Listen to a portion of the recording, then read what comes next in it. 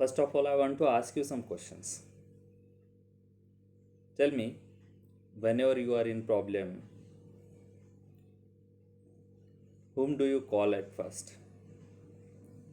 Or when you have to take an important decisions, what do you generally do?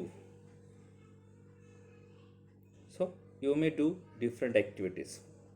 Here are some options, such as we may consult our parents, we may consult our elders, contact friends or for the advice. Sometimes we may pray to the God for the guidance, or sometimes we think deeply in silence. Sometimes we ask help from our teachers, or if there is no way, then we will always toss a coin also. So there are various ways, and we find different ways to take such important decisions. Whenever we want to take important decisions, we don't take the decisions in hurry. We take time and we choose any one of these ways. So tell me, which ways will you choose while taking an important decisions? So your choices may be different. साहजिक आहे की आपले choices different असू शकतात, की आपल्याला important decision घ्यायचं आहे. मग कधी आपण आपल्या आणि जनरली शक्यतो तर आपण आपल्या आईवडिलांना विचारत असतो, बरेच वेळेस टीचर्सला विचारत असतो, टीचरची मदत घेतो आहे, कधी फ्रेंड्सला विचारतो आहे, पण खूप वेळेला आपण गॉडचं प्रे देखील करतो. So definitely we pray to the God for the guidance also. So today we are going to learn a teenager's prayer, a poem. Teenager's prayer means while taking the important decisions in our life, sometimes or many times, even often, we pray to the God for the proper guidance.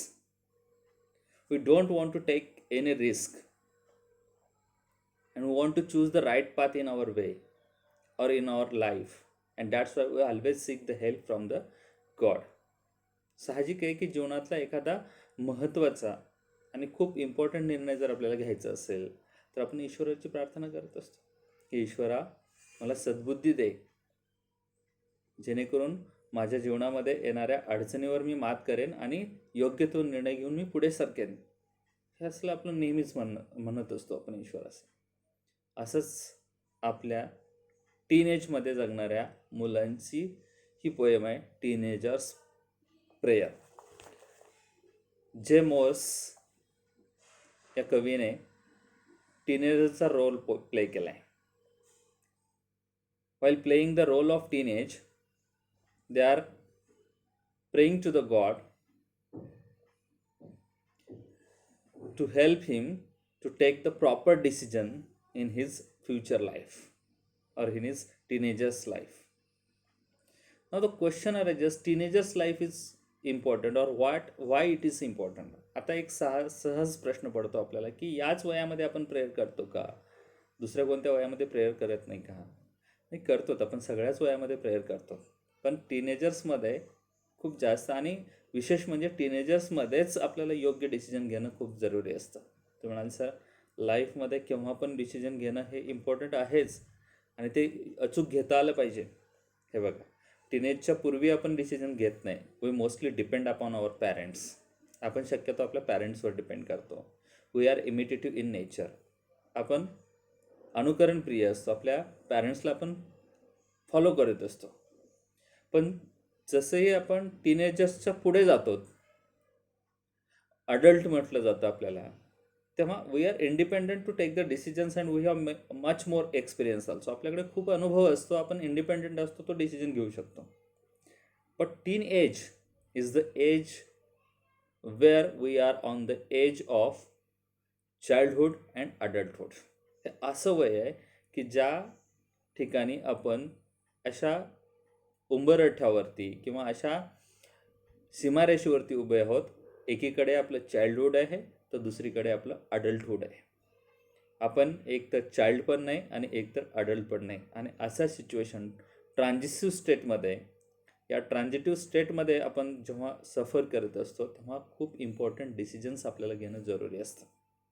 Jemos, while playing the role of teenagers, praying to the God, help me to seek or to take the proper decisions in my life. We'll see the poem. Each day brings new beginnings. Decisions I must make. I am the only one to choose the road that I will take.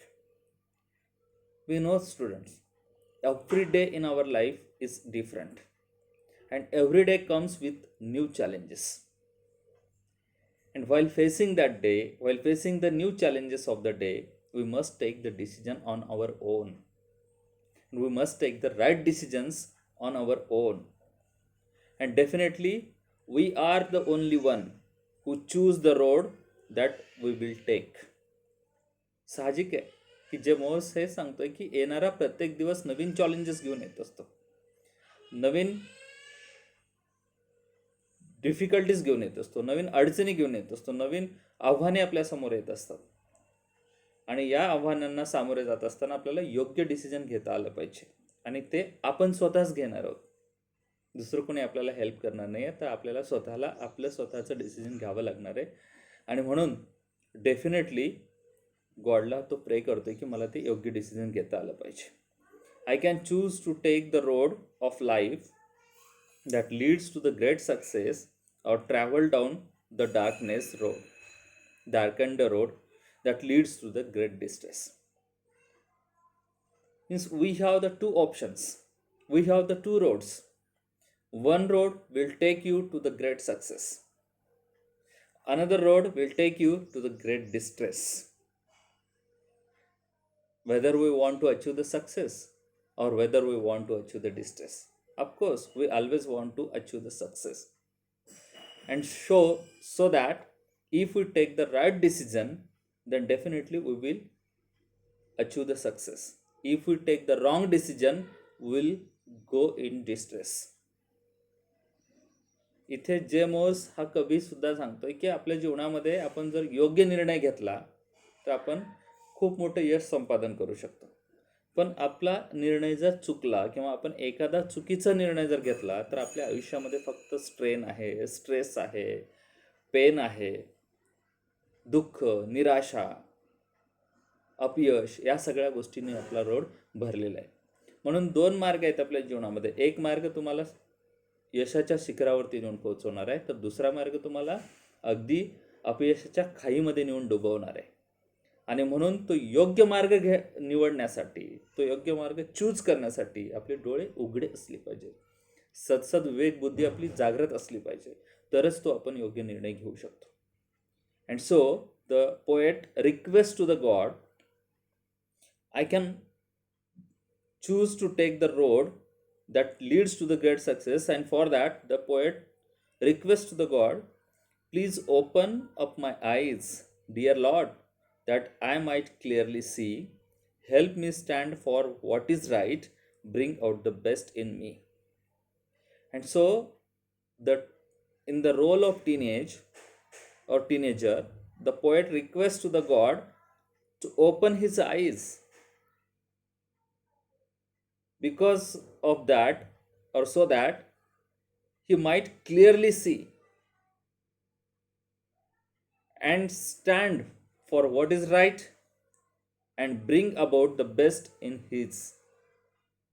It means that definitely poet want to take the great success, want to achieve the great success, and so he want to choose the right way, right path, and that's why he is praying to the God, hey God, please help me to open my eyes. तो ईश्वराला प्रार्थना करतोय की माझे डोळे उघडे ठेव, जेणेकरून मला योग्य मार्ग निवडता आला पाहिजे, मला योग्य काय अयोग्य काय क्लिअरली दिसलं पाहिजे, योग्य आणि सत्याच्या बाजूने मला उभं राहता आलं पाहिजे, आणि माझ्यामध्ये असणाऱ्या सगळ्या सद्गुणांचा वापर मला करता आला पाहिजे, आणि अशा प्रकारे मला योग्य असा निर्णय घेऊन लाईफमध्ये यश मिळवता आलं पाहिजे. यासाठी तो ईश्वरांना प्रार्थना करतो. आता आपण म्हणतो का आपण काही झोपलेलो असतो का, आपले डोळे काही बंद असतात का? आपण ईश्वरांना प्रार्थना करतो किंवा पोएट ईश्वरांना प्रार्थना करतो की डोळे उघडे ठेव, माझे डोळे उघडे ठेव. Here, opening eyes doesn't mean that just open the eyes, but open our mind, open our thoughts. That's why we can see what is right and what is wrong. जेणेकरून आपल्याला योग्य काय अयोग्य काय हे आम्हाला समजलं पाहिजे, पाहता आलं पाहिजे. अशा प्रकारे आमचं मन किंवा आमची बुद्धी चालली पाहिजे. त्याला ओपन माय आईज असं तो म्हणतोय. आणि ईश्वरांना तो प्रार्थना करतो की काही करा, पण मला तशी सदसद्विवेक बुद्धी द्या की जेणेकरून मी योग्य निर्णय घेऊ शकेन आणि मला घेता आला पाहिजे. कारण अचूक निर्णय जर आपण घेतलो तर ग्रेट सक्सेस आहे, आणि एक चुकीचा निर्णय जर आपण घेतला अचानकपणे तर डिस्ट्रेस आहे, डेफिनेटली डिस्ट्रेस आहे. मग निर्णय घेणं किंवा न घेणं आपल्या हातात तर आहेच, पण निर्णय घेताना देखील आपले डोळे उघडे असले पाहिजेत, आपलं मन अगदी उघडं असलं पाहिजे, आपली बुद्धी चालली पाहिजे. आपण थोडक्यात जर सांगायचं झालं तर सदसद्विवेक बुद्धीचा वापर आपल्याला करता आला पाहिजे, प्रसंगावधान साधता आलं पाहिजे असं म्हटलं जातं. पुढे तो काय म्हणतोय बघा, help lord to just say no when temptations comes my way. I might keep my body clean and fit for the life each day. Temptations are all those things which attract our mind, or definitely strong wish to do something bad or wrong. That is called as temptation. And as I have already told you that teenage is the stormy age. It is the age of gang. And that's why as being a teenager, we always like to do wrong things. In the bad habits, we always like to do bad things. And that's why sometimes we may destroy our life, we may destroy our future also. And that's why the poet praying to the God to help him to say the no, firmly to say the no to the temptations.